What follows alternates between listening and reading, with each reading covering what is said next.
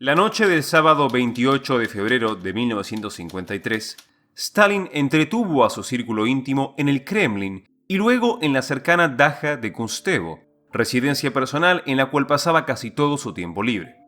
La paradisíaca y segura guarida, camuflada en el corazón de un bosque de abedules, había sido diseñada como un lugar para que Stalin pudiera relajarse. Allí también podía recibir a funcionarios del gobierno y ocasionalmente a algún invitado extranjero, como fue el caso de Mao Zedong o Winston Churchill. Stalin se deprimía cuando estaba solo, y aquella noche de sábado, como ya era costumbre, compartió una cena y una película junto a Malenkov, Beria, Bulganin y Khrushchev.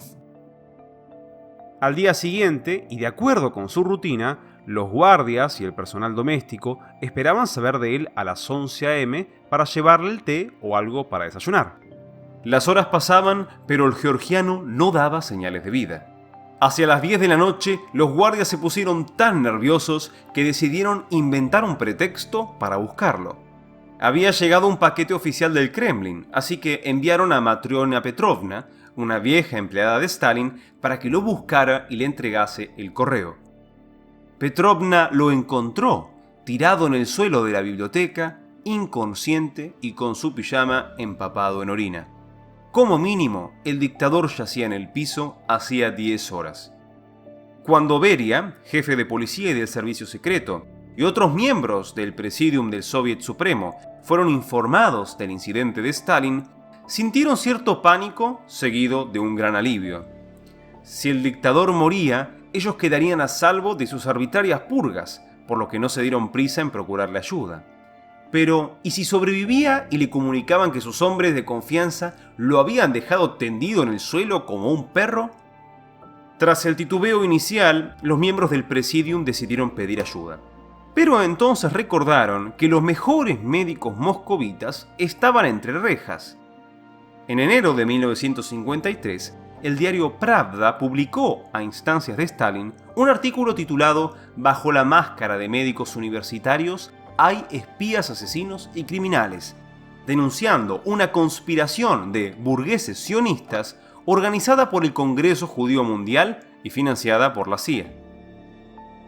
11 eminentes médicos rusos, entre ellos 7 judíos, fueron acusados de haber utilizado tratamientos médicos letales para asesinar a importantes miembros del Partido Comunista, como Alexander Sherbakov, que falleció en 1945 tras años de alcoholismo crónico, y Andrei Zhdanov, que murió por causas naturales en 1948. Tras el escándalo que provocó el artículo, docenas de médicos de ascendencia judía fueron detenidos, entre los cuales figuraba el médico personal de Stalin y otros especialistas que Malenkov y Beria se vieron obligados a excarcelar. La agonía del líder soviético se alargó varios días más. Escribió a su hija Svetlana: «Durante las últimas 12 horas, la falta de oxígeno fue aguda. Su rostro se alteró y oscureció. Sus labios se volvieron negros y las facciones se volvieron irreconocibles. Las últimas horas no fueron más que un lento estrangulamiento. En lo que pareció ser el último momento, de repente abrió los ojos y echó un vistazo a todos en la habitación. En una mirada terrible, enloquecida o tal vez enojada, llena de miedo a la muerte y a las caras desconocidas de los médicos inclinados sobre él. La mirada barrió a todos en un segundo, y entonces sucedió algo incomprensible y asombroso que hasta el día de hoy no puedo olvidar y no entiendo. De repente levantó su mano izquierda como si estuviera señalando algo arriba y lanzando una maldición sobre todos nosotros.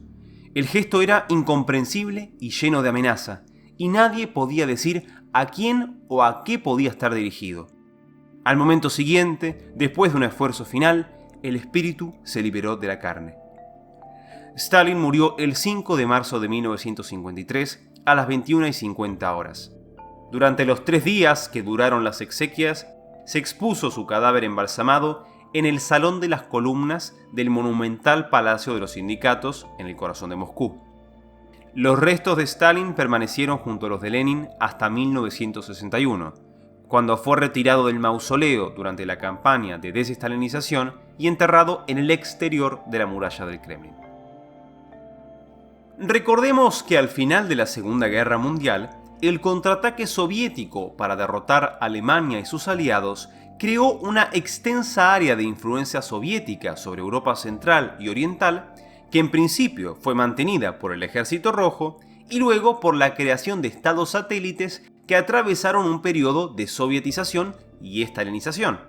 Estos países eran la República Alemana Democrática, la República Popular Polaca, la República Popular Húngara, la República Popular de Bulgaria, la República Socialista Checoslovaca y la República Socialista de Rumanía. No así la Yugoslavia de Tito o la Albania de Enver Hoxha, cuyos gobiernos fueron establecidos por partisanos comunistas locales y no por las fuerzas de ocupación soviéticas.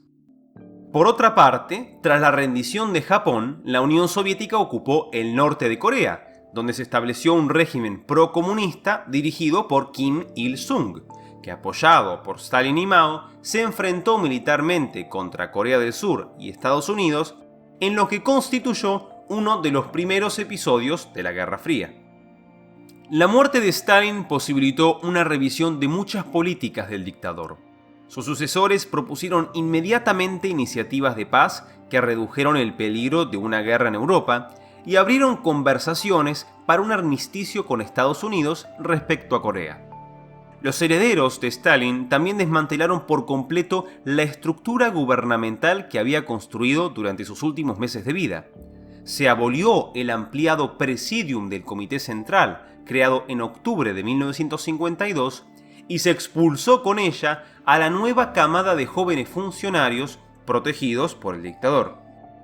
En esencia, este revés del 19º Congreso del partido supuso el regreso del liderazgo colectivo del Politburó bajo un nuevo nombre. Cuando se acordó la primera división de poderes el 7 de marzo de 1953, los principales beneficiados fueron Malenkov, quien sucedió a Stalin como presidente del Consejo de Ministros, y Beria, quien además de convertirse en vicepresidente del Consejo de Ministros, encabezó el fusionado Ministro de Seguridad de Estado y Asuntos Internos. Malenkov también era el hombre más poderoso en la Secretaría del Partido Comunista, pero una semana después tuvo que ceder el lugar a Nikita Jrushchov, quien meses más tarde restableció el cargo de secretario general del partido bajo el nombre de primer secretario. Otros nombramientos no parecieron muy trascendentales. Molotov fue restituido como ministro de Relaciones Exteriores, Vyshinsky fue degradado embajador ante las Naciones Unidas y Bulganin fue nombrado ministro de Defensa. Con esta distribución transitoria del poder, los nuevos líderes soviéticos aprobaron bastantes cambios, siendo Beria el principal impulsor de las reformas.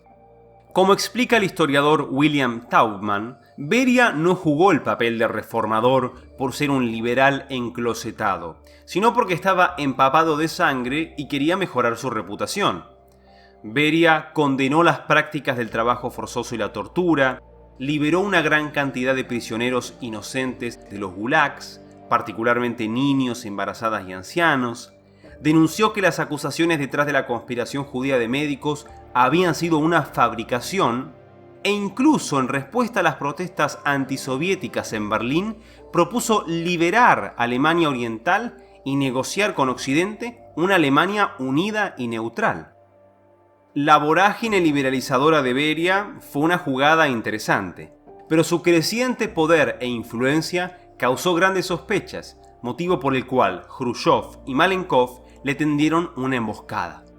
En circunstancias no del todo claras, Beria fue arrestado en junio de 1953 y tras ser juzgado en un tribunal secreto sin defensa y sin derecho de apelación, fue sentenciado a muerte y fusilado junto a sus socios.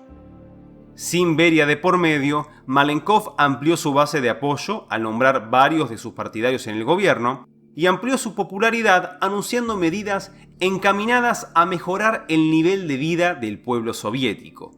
Inversiones para la agroindustria, reducción a la mitad de los sofocantes impuestos agrícolas o el incremento en las dimensiones de parcelas privadas.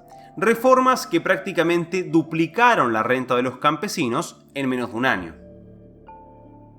Aunque pocos lo hubieran imaginado, Malenkov, considerado por muchos el sucesor de Stalin, ahora estaba jugando una pulseada con Jrushchov, quien rápidamente se hizo con el control de las estructuras del partido gracias a la secretaría, reproduciendo la situación creada por Stalin a la muerte de Lenin. Malenkov, de perfil serio y sofisticado, intentó ampliar su apoyo entre los directivos del sector industrial y los miembros de la élite científica y cultural. Políticamente abogó por la coexistencia pacífica y condenó la carrera armamentística nuclear, mientras que en la economía preconizó reorientar la industria a la producción de bienes de consumo e invertir capital para centrarse en una agricultura intensiva. Jrushchov tenía un perfil más tosco y austero, pero al ser accesible, ingenioso, enérgico y carismático, gustaba mucho la burocracia soviética de origen campesino, que lo consideraba uno de los suyos. En esencia, Jrushchov polemizó contra todas las posturas de Malenkov. En vez de industria liviana, industria pesada. En vez de agricultura intensiva, agricultura extensiva. Y en vez de pacifismo, más armas nucleares. La campaña contra Malenkov fue intensa y se vio facilitada por el poder que tenía Khrushchev en el recién creado Comité para la Seguridad del Estado, el KGB. Acorralado por su oponente, Malenkov se vio forzado a renunciar como primer ministro a comienzos de 1955. Asegurando que era leal al principio de dirección colegiada, Khrushchev se negó a combinar los cargos de primer secretario del partido y primer ministro del gobierno. En su lugar propuso como sucesor de Malenkov a su amigo, el ministro de Defensa Nikolai Bulganin. Con semejante socio, su liderazgo no corría peligro. Además, Khrushchev asumió otro cargo de gran relevancia al convertirse en jefe del Consejo Supremo de Defensa, que en efecto lo convirtió en comandante en jefe de la Unión Soviética. Su nueva base de poder le permitía intervenir en cuestiones internacionales y en política de seguridad, retomando las políticas reformistas de Beria y Malenkov que hasta ese entonces había calificado de traición. En 1955, Khrushchev mejoró las relaciones soviéticas con China y Yugoslavia, retiró las tropas de ocupación en Austria y llegó a ciertos acuerdos con la OTAN con respecto a Alemania. La transformación de la política exterior soviética en 1955 fue parte del proceso de desestalinización, pero sería un simplismo atribuir sus orígenes a una mera lucha contra el legado de Stalin. Verán, los norteamericanos se dedicaban a rodear la Unión Soviética con bases militares y a instalar gobiernos proamericanos alrededor de la potencia comunista. Por ejemplo, el golpe de Estado de Irán en agosto de 1953, que acabó con el régimen de Mohammad Mossadegh. Los soviéticos también eran conscientes de que John Foster Dulles, secretario de Estado del presidente Eisenhower, confiaba en que las constantes presiones a la URSS tras la muerte de Stalin provocarían la desintegración de la dominación soviética en los países de Europa Central. Khrushchev y otros líderes soviéticos llegaron a la conclusión de que Stalin, con su orgullo desmesurado, había cometido un error. Se había dedicado a difundir el temor de una invasión de la URSS sobre el continente europeo, provocando así la creación de un organismo como la OTAN. Las autoridades soviéticas ahora querían desmentir esa teoría, mitigar el temor de las clases medias europeas a la Unión Soviética y promover elementos pacifistas en los miembros países de la OTAN para que suavicen su política exterior.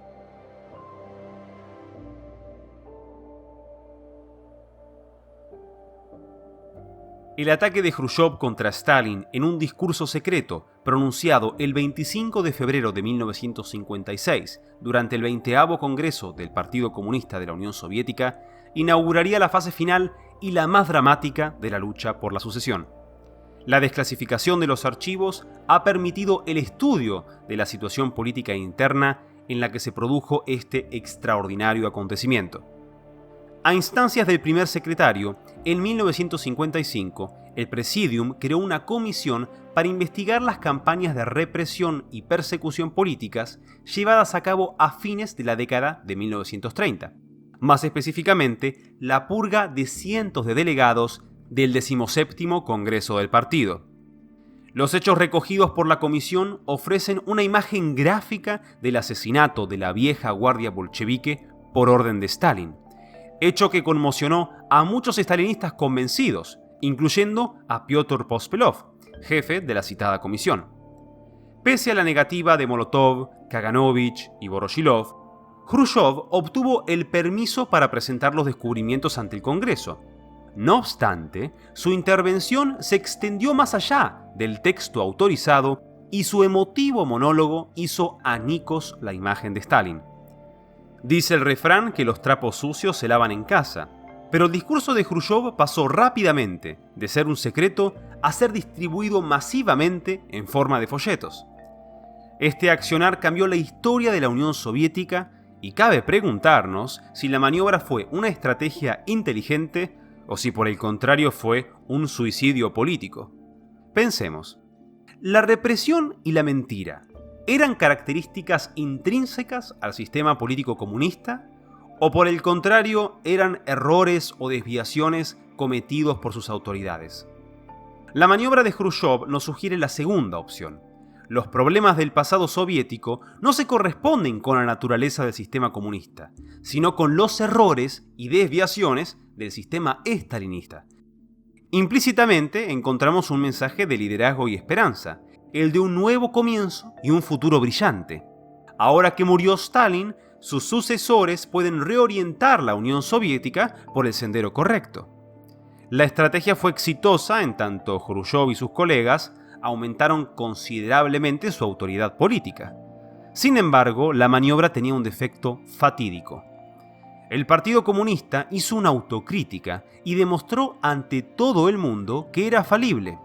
Las desgracias que había atravesado la Unión Soviética ya no eran meras conspiraciones burguesas, imperialistas o fascistas. Eran errores y crímenes cometidos por las mismas autoridades del partido.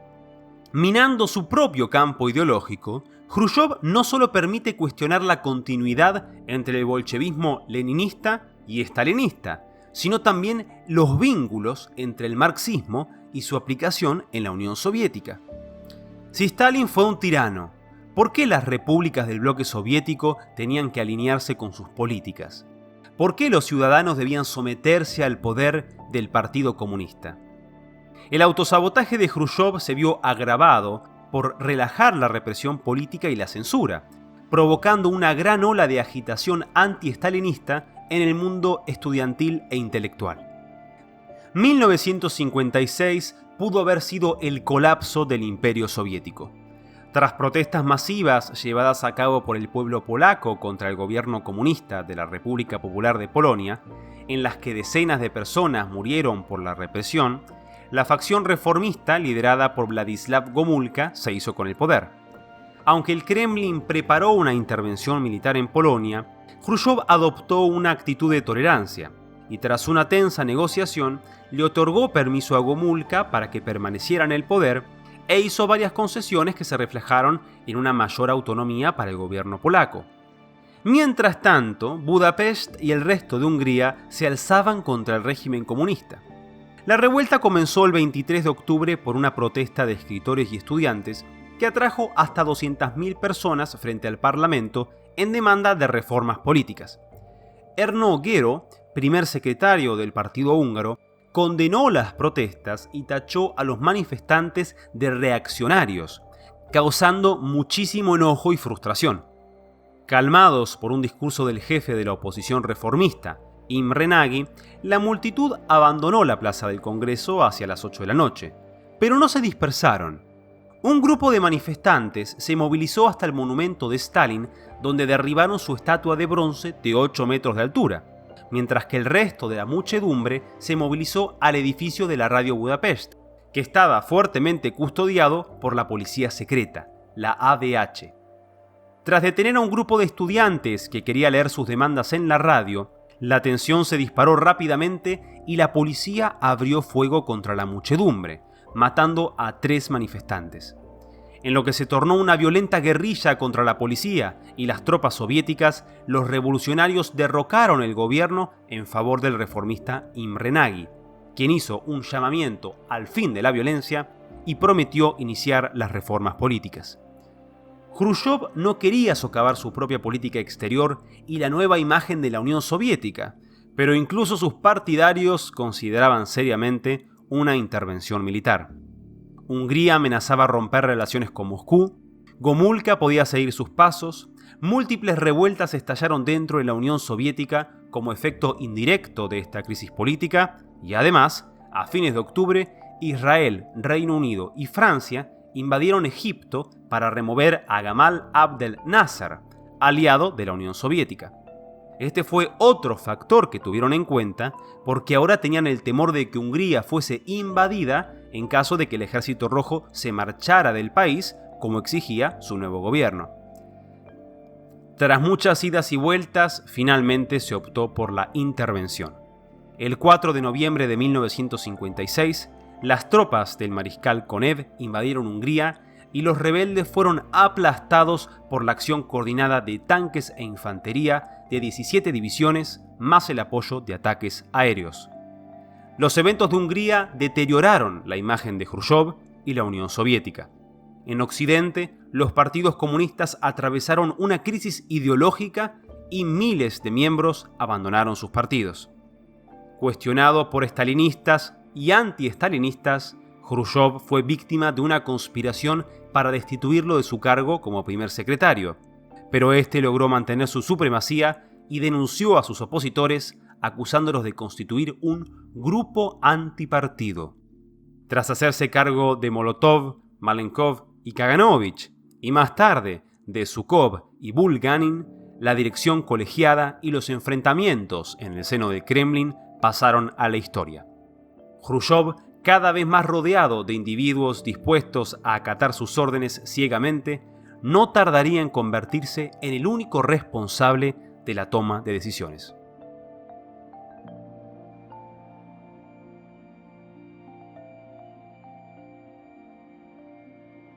Incluso antes de derrotar a sus opositores, Jrushchov ya había comenzado a dirigir la política soviética nacional e internacional. En materia económica, Jrushchov orientó sus prioridades a las deficiencias que sufrió el ciudadano promedio durante los años de Stalin, que estén mejor alimentados, vestidos y acondicionados. En términos relativos a la historia económica soviética, Jrushchov ciertamente presidió un corto periodo de marcada prosperidad y progreso material.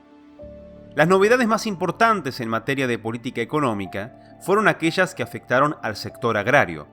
Se mejoró los incentivos para la producción, reduciendo impuestos y elevando los precios de compra de las explotaciones agrícolas, y se puso en marcha la campaña de tierras vírgenes, consistente en el arado y siembra de millones de hectáreas en Siberia Occidental y el norte de Kazajistán, proyecto que al final fracasó por no ser rentable. Jrushchov presidió importantes reformas en el sistema escolar soviético, en el sistema de pensiones, en los salarios y en la construcción masiva de viviendas, los pequeños e incómodos apartamentos de edificios que pasaron a la historia como Jrushchovkas. Aunque parece un logro modesto, las familias soviéticas pasaron de viviendas comunitarias a departamentos individuales. Jrushchov presidió un crecimiento sustancial de los contactos comerciales soviéticos con otros países, tanto socialistas como capitalistas, lo que aseguró beneficios materiales indudables tanto en ganancias como en transferencias de tecnología. Este proceso de apertura al mundo exterior vino acompañado de importantes novedades. Se autorizó el turismo extranjero y se suavizó la prohibición casi absoluta a los ciudadanos soviéticos de viajar fuera del país, favoreciendo un intercambio cultural. Tras derrotar a su oposición, a comienzos de 1959 se celebró un congreso extraordinario con el fin de consolidar la hegemonía de Jrushchov en el partido y además se abandonó prematuramente el sexto plan quinquenal por un muy particular plan de 7 años. En diferentes discursos, Jrushchov refirió como objetivo alcanzar y superar a Estados Unidos en sus tasas de producción y alcanzar el comunismo para 1980. Esto, por supuesto, no ocurrió. De hecho, a comienzos de los años 60, la Unión Soviética atravesó una desaceleración en su crecimiento económico y las reformas de Jrushchov comenzaron a mostrar importantes reveses. Como veremos a continuación con su política exterior, acusar a Jrushchov de ser un líder tosco es fácil y no del todo injusto, pues sus incesantes cambios y reajustes empeoraban las cosas con bastante frecuencia. El primer secretario renunció a la doctrina estalinista de la inevitabilidad de una guerra mundial y estableció los principios de coexistencia pacífica entre capitalismo y socialismo. Pero su interpretación era una revisión a medias. A juicio de Jrushchov, la coexistencia se debía asegurar planteando una elección tajante entre la paz y la guerra nuclear total. Así, la puesta en práctica de sus planteamientos no condujo a una disuasión nuclear, sino a una política nuclear extremista y un juego de intimidación. Cuando en agosto de 1957 se realizó las pruebas del R-7 Semyorka, primer misil balístico intercontinental del mundo, y luego una versión modificada del cohete puso en órbita al Sputnik 1, primer satélite artificial del mundo, Estados Unidos y el resto de países quedaron boquiabiertos. El programa espacial y la producción de armamento tenían un desarrollo espectacular, y Eisenhower se vio obligado a lanzar una nueva carrera armamentística con el fin de restaurar la confianza de la opinión pública en la superioridad norteamericana. Habiendo causado temor en el enemigo, ahora podía poner en marcha su jugada. En septiembre de 1959, Jrushchov fue invitado a los Estados Unidos, y cuando habló por primera vez en la Asamblea General de las Naciones Unidas, llamó a un desarme completo. 2 meses más tarde, Jrushchov propuso un plan radical de reducción de las Fuerzas Armadas. La Unión Soviética, sostenía, ya no necesitaba un ejército enorme, pues las fuerzas de misiles nucleares supondrían un elemento disuasorio suficiente para cualquier posible agresor. En sus propias palabras, la reforma proporcionaría a la URSS grandes ventajas políticas, morales y económicas. Nadie se atrevió a criticar los precipitados pasos de Jrushchov, pero en privado algunos oficiales del ejército de alto rango se sintieron aterrados. Jrushchov tuvo que enfrentarse a una inesperada crítica de los dirigentes de China. Aunque el líder soviético fue generoso con China al compartir la tecnología necesaria para la fabricación de misiles y bombas atómicas, Mao desafió la autoridad de Jrushchov continuamente, lo que dio inicio a la ruptura sino-soviética. Jrushchov perdió su euforia y empezaron a acosarlo las dudas. No podía soportar que Mao y que sus colegas soviéticos empezaran a sospechar que era blando con Occidente. El 1 de mayo de 1960, las defensas aéreas rusas derribaron un avión espía U-2 norteamericano cuando este realizaba un vuelo de reconocimiento sobre las bases de misiles soviéticas, y Jrushchov aprovechó el episodio para poner de manifiesto su rigor, no solo ante Occidente, sino también ante los chinos y ante sus propias fuerzas armadas. Cuando Eisenhower se atribuyó inesperadamente la responsabilidad del vuelo, el líder soviético se sintió traicionado y montó en cólera. Sus decisiones se volvieron más impulsivas y su accionar incluso escandalizó a sus colegas. Por ejemplo, el episodio del zapato en la Asamblea General de la ONU de ese año. La victoria de John F. Kennedy ante Richard Nixon en 1961 animó mucho al mandatario ruso, pues Jrushchov estaba convencido que el nuevo presidente era un niño rico mimado que no estaba a la altura de un enfrentamiento serio. Su confianza en poder intimidar al líder estadounidense aumentó en abril de 1961, tras el éxito del primer vuelo espacial de Yuri Gagarin y el gran fracaso de Kennedy en la invasión de Cuba en la Bahía de los Cochinos por unos guerrilleros entrenados por la CIA.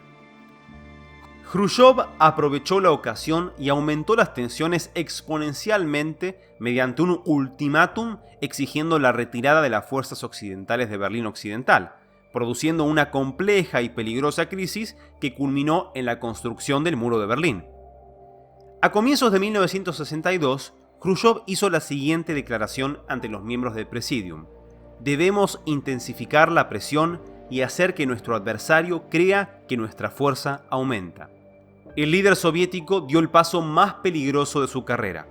El 21 de mayo de 1962 decidió enviar misiles nucleares a Cuba, produciendo una crisis extrema que perfectamente pudo haber causado una guerra mundial. Desde el primer momento, el líder ruso se equivocó en sus cálculos sobre cuál iba a ser la primera reacción de los norteamericanos. Probablemente suponía que al descubrir el despliegue de misiles en la isla, Kennedy se pondría en contacto con el Kremlin a través de canales secretos para negociar la retirada de esas armas a cambio de retirar los misiles nucleares estadounidenses desplegados en Turquía en 1959. Esto no ocurrió. Cuando el 22 de octubre de 1962 Kennedy tomó conocimiento del despliegue de las armas soviéticas en Cuba, lo denunció públicamente y dio la orden de un bloqueo aéreo y naval sobre la isla. El 27 de octubre, en ausencia de una información clara en torno a las intenciones de Kennedy, Khrushchev decidió ofrecerle un pacto. En su mensaje al presidente, dijo que la Unión Soviética retiraría sus misiles de Cuba si Estados Unidos retiraba sus armas de Turquía. Aunque esta negociación marchaba bien, lamentablemente ocurrieron otros acontecimientos que frustraron esta salida digna. Fidel Castro, demostrando que no entendía para nada la jugada de Khrushchev, le envió un telegrama al dirigente soviético aconsejando un ataque nuclear preventivo contra Estados Unidos, y ese mismo día, en Cuba, se abatió un avión de reconocimiento U-2 que terminó con la vida del piloto estadounidense. Khrushchev se enteró que el presidente Kennedy estaba a punto de dar un discurso en la televisión, y temiendo el anuncio de una declaración de guerra, la radio soviética comunicó al mundo la retirada unilateral de Cuba de todas las armas ofensivas soviéticas. Kennedy, por su parte, retiró de manera secreta los misiles estadounidenses en Turquía y prometió que no invadiría el país de Fidel Castro. Un final feliz. La crisis sirvió de escarmiento a uno y a otro. Ambos vislumbraron el abismo nuclear y descubrieron que incluso una provocación calculada podía acabar en catástrofe. Khrushchev cambió su estilo confrontativo, comenzó a considerar a Kennedy un compañero de negociación valioso y a no pensar en él como un objetivo fácil de intimidar. Aunque las repercusiones de la crisis cubana fueron mínimas para el ciudadano soviético, para los dirigentes e ideólogos del Partido Comunista, la incoherencia y la torpeza de Khrushchev estaba llegando al límite de lo tolerable. En 1964, el líder soviético se ausentó en Moscú durante más de 5 meses, suficiente tiempo para que Leonid Brezhnev pueda planear una conspiración. De vuelto en la capital, tras ser citado para una reunión especial del Presidium, Khrushchev fue destituido de sus poderes tras ser acusado de 15 cargos, entre ellos ejercer un liderazgo errático, tomar decisiones precipitadas y poco meditadas, ser insensible en asuntos exteriores, etc. Khrushchev no opuso resistencia. Forzado a retirarse, se le concedió una pensión y pasó el resto de su solitaria vida en las afueras de Moscú. Dejando un legado con méritos y fracasos, la era de Khrushchev produjo una nueva legión de líderes sociales, culturales y políticos que anhelaban a conducir a su país por un camino que llevara a un socialismo reformista y democrático, un socialismo con rostro humano. Pero esta rejuvenecida identidad soviética, que en un principio se inspiraba en la ideología comunista y las percepciones idealizadas de la revolución, no tardaría en fragmentarse y volverse en contra del régimen. En definitiva, las autoridades del Kremlin y la burocracia soviética no supieron dirigir el proceso de liberalización relativa que siguió la muerte de Stalin, sembrando así semillas de disidencia en las élites culturales, intelectuales y científicas.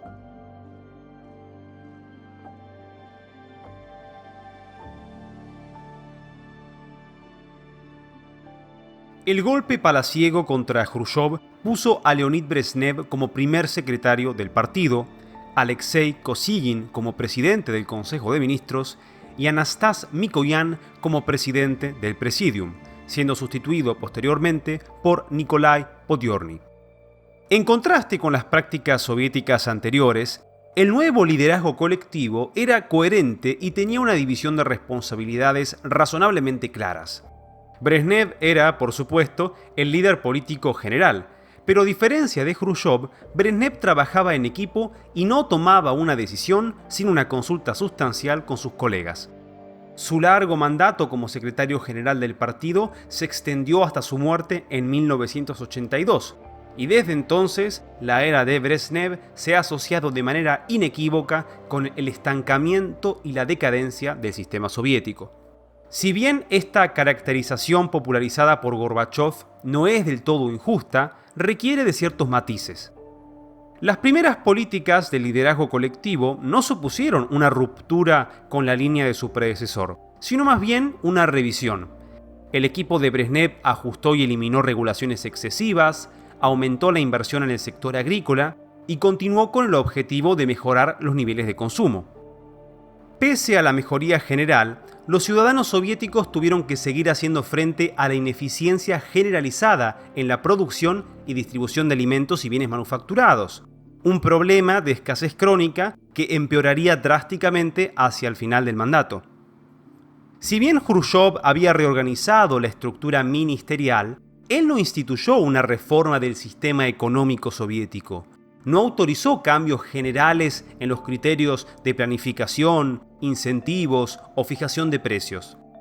En respuesta a las deficiencias de la planificación soviética, una nueva escuela de economistas matemáticos inspiraron la reforma económica soviética de 1965, también conocida como la reforma Kosygin. El eje central de la reforma fue la reorientación de la planificación económica según criterios de rentabilidad y eficiencia, asignar a las empresas una mayor independencia sobre las decisiones de inversión y crear un sistema de contabilidad empresarial para crear incentivos. La reforma tuvo un éxito mixto.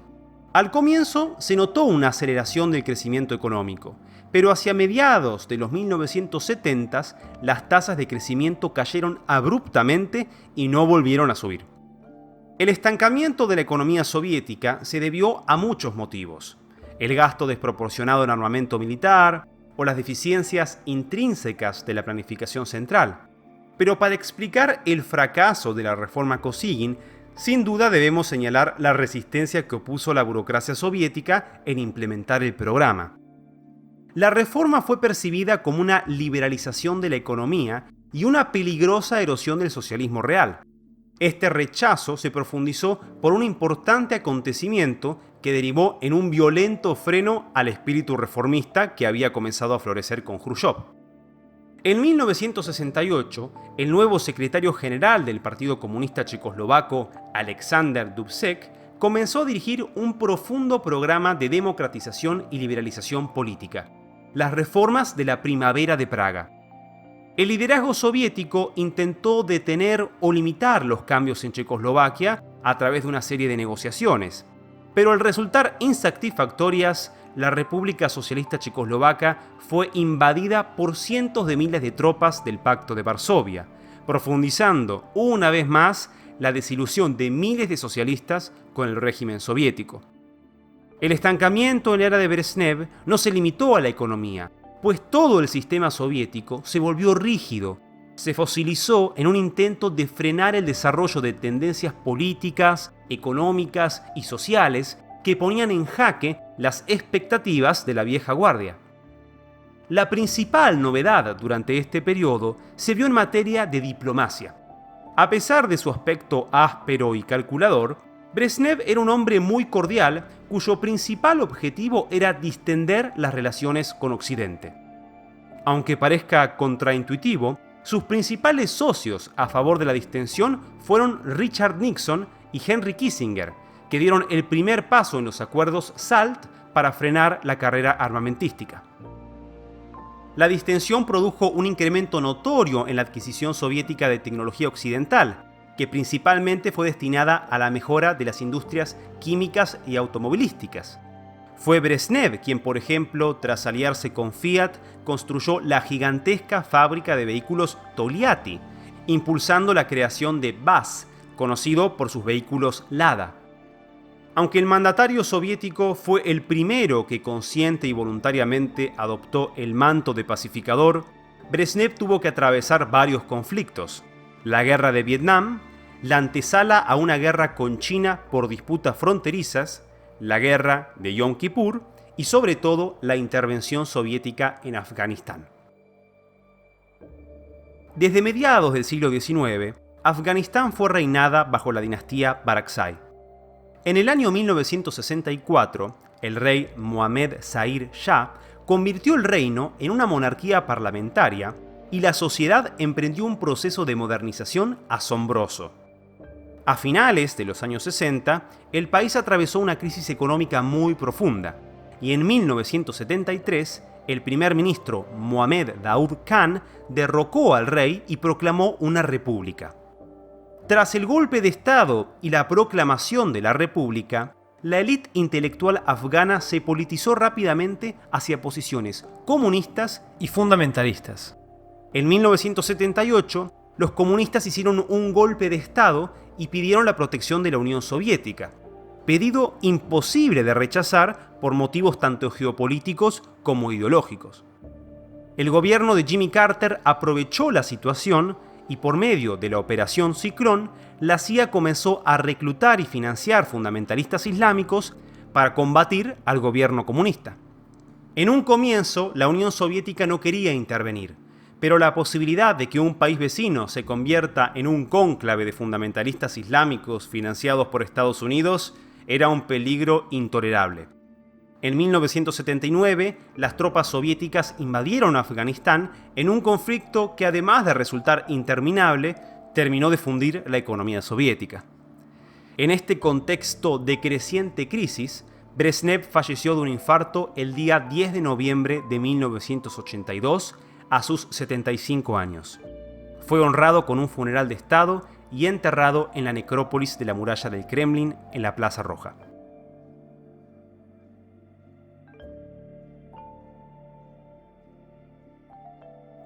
De manera casi inmediata a la muerte de Brezhnev, el Politburó anunció que Yuri Andropov, de 68 años, era el nuevo líder soviético.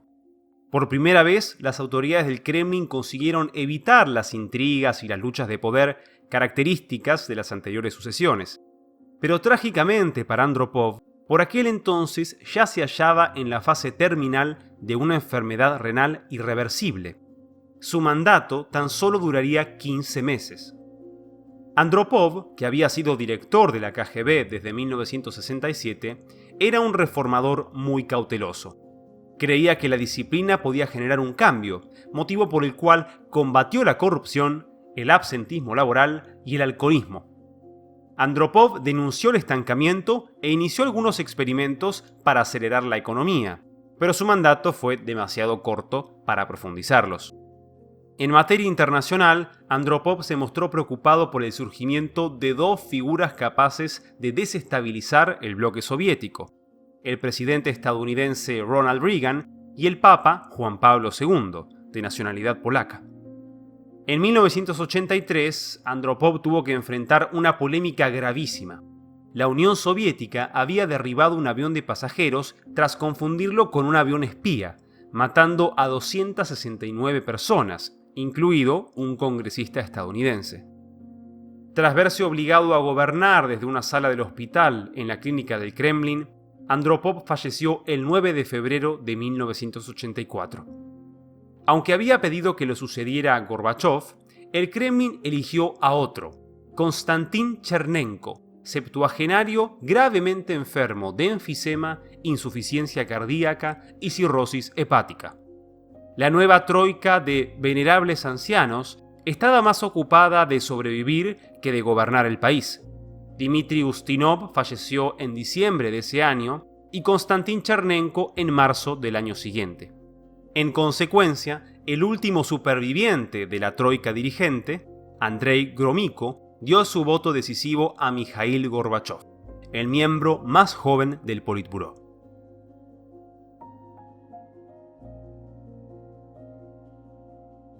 Muchos historiadores han coincidido en comparar a Gorbachov con Nikita Khrushchev.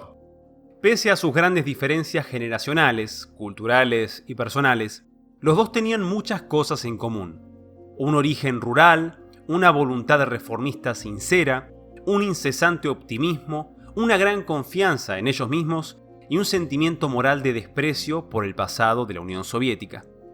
Sin embargo, la personalidad de Gorbachov era diametralmente opuesta a la del ardiente Nikita.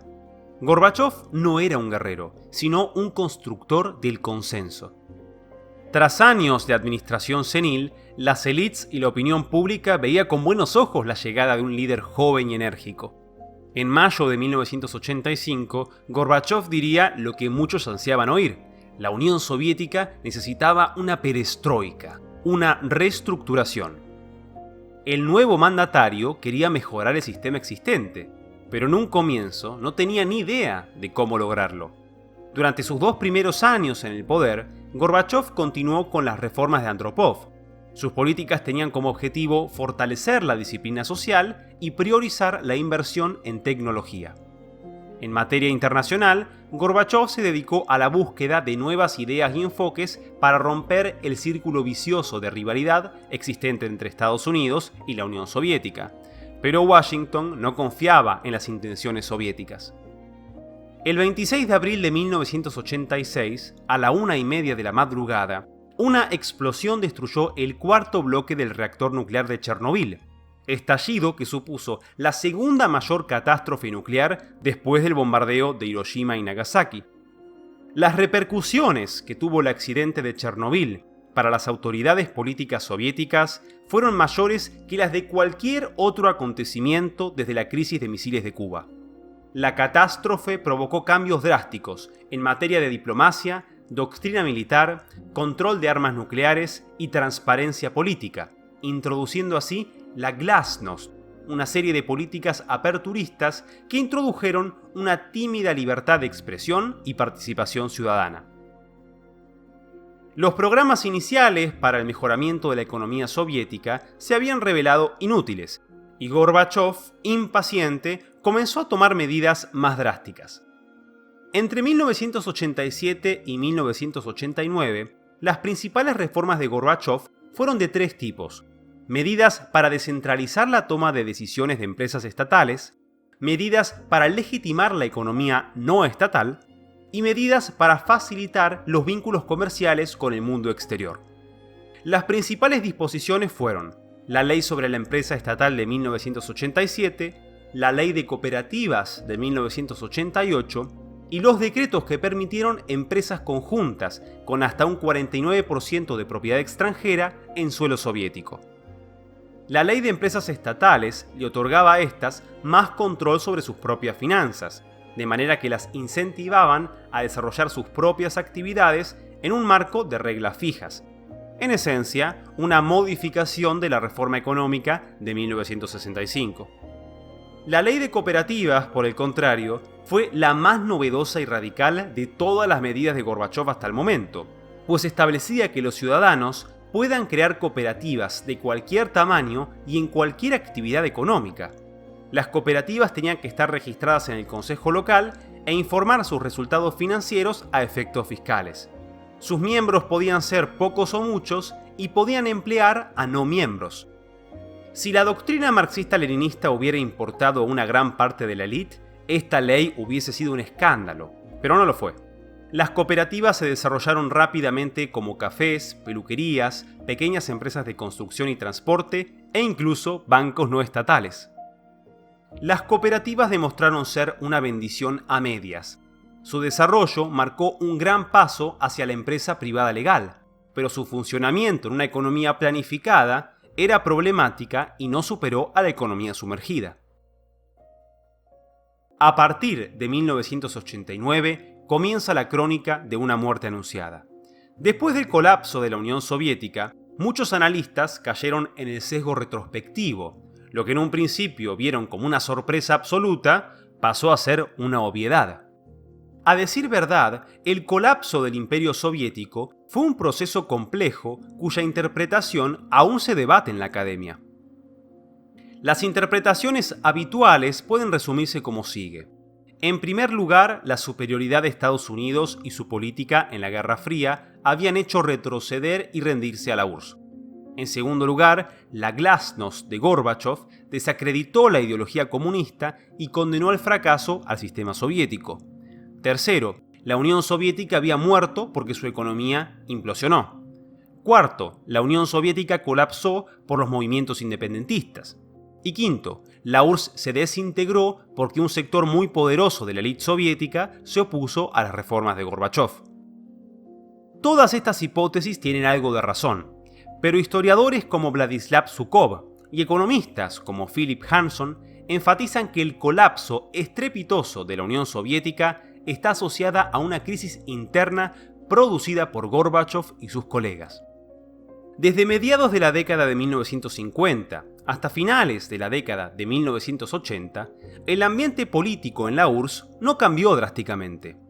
A lo largo de este periodo, la Unión Soviética fue una sociedad dirigida verticalmente por el Partido Comunista a través de su nomenclatura.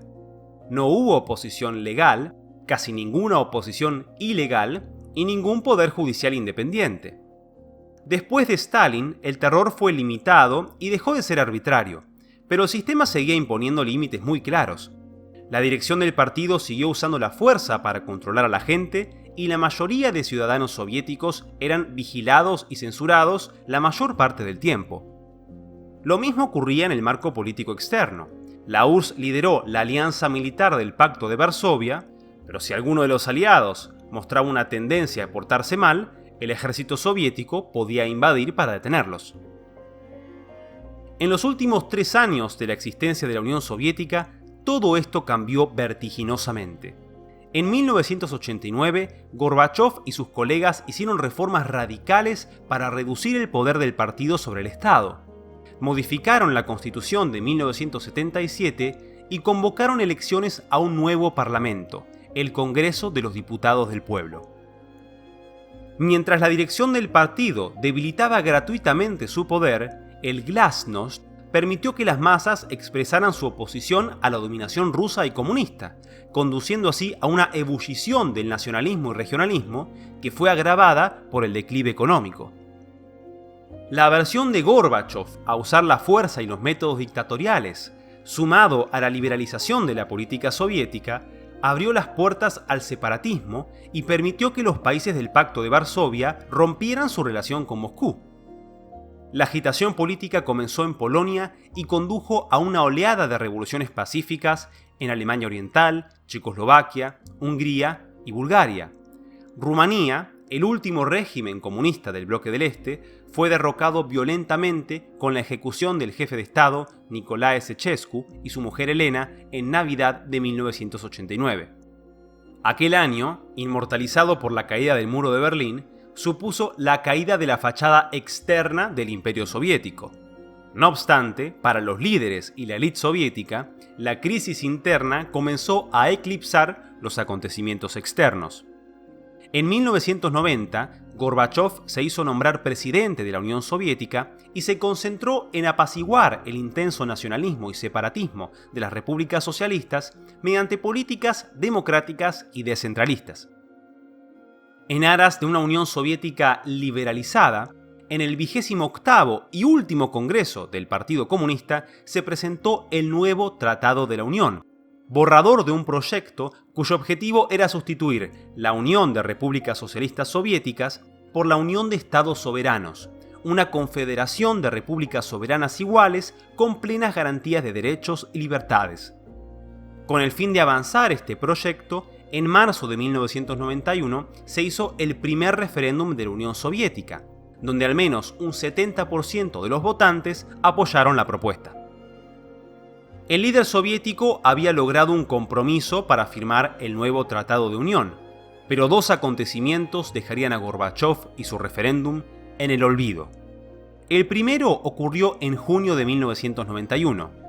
La República Socialista Soviética de Rusia eligió un presidente en sus primeras elecciones democráticas y multipartidistas.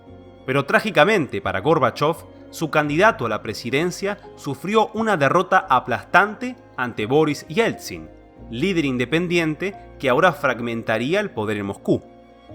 El segundo acontecimiento fue más decisivo. En agosto de 1991, un día antes que se firmara el nuevo Tratado de Unión, un grupo de conspiradores ejecutó un intento de golpe de Estado para destituir a Gorbachov del poder. En un intento de restaurar el orden mediante un retorno al autoritarismo, los golpistas, entre ellos el vicepresidente Gennady Yanayev y el director de la KGB, Vladimir Khrushchev, gobernaron durante 3 días bajo el llamado Comité Estatal para el Estado de Emergencia. La asonada fracasó y de hecho resultó contraproducente. La desintegración del poder personal de Gorbachov se produjo en concomitancia con la desintegración de la autoridad del Estado, la desorganización del ejército y la burocracia, y por supuesto el hundimiento de la moral soviética. Estas graves y mortales heridas solo podían anticipar un golpe de gracia, y el verdugo para dicha tarea sería el presidente ruso Boris Yeltsin, quien recibió aplausos internacionales por desafiar el golpe de Estado y por promoverse a sí mismo como un demócrata. Tras el escándalo golpista, Yeltsin disolvió el Partido Comunista y el 8 de diciembre de 1991, los presidentes de Rusia, Ucrania y Bielorrusia firmaron el Tratado de Belavesa, declarando la disolución de la Unión Soviética. Cada vez más impotente frente a los eventos, Gorbachov renunció a su cargo y la Unión Soviética dejó de existir formalmente el 25 de diciembre de 1991. No hay en la historia muchos otros ejemplos de un líder que haya puesto voluntariamente en peligro los propios cimientos de su poder político. Tanto amigos como enemigos pusieron de relieve una consecuencia clave del optimismo y de la ingenuidad de Gorbachov: su tendencia a improvisar sobre la marcha, su falta de un plan estratégico a largo plazo y su aversión a los detalles prácticos del gobierno. La disolución de la Unión Soviética es tan anticlimática que el fenómeno suscita más dudas que certezas. ¿Era posible reformar la URSS sin que colapse el sistema soviético? ¿Qué hubiera ocurrido si se mantenía el reformismo cauteloso de Andropov? ¿Cómo sería el mundo hoy si el proyecto de una renovada Unión Soviética liberalizada hubiera tenido éxito?